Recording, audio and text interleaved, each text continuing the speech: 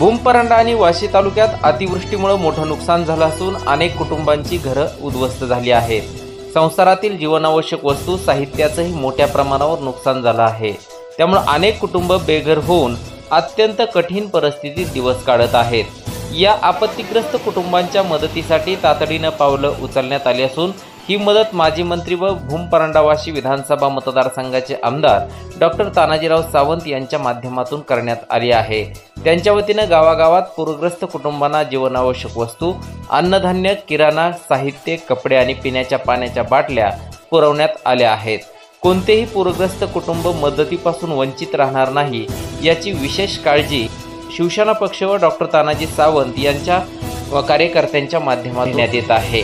या कठीण काळात आपण सर्वांनी एकजुटीने उभे राहून पूरग्रस्तांना धीर द्यावा, त्यांना पुन्हा उभारी मिळवून देण्यासाठी हातभार लावावा असे आवाहनही यावेळी डॉक्टर तानाजी सावंत यांनी केले आहे।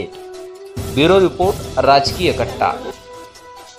दिल्ली ते दिल्लीतील राजकीय घडामोडी व बातम्या पाहण्यासाठी आजच आमच्या राजकीय कट्टा YouTube चॅनलला सबस्क्राइब करा, बेल आयकॉन प्रेस करा आणि फेसबुक पेज फॉलो आणि लाईक करा।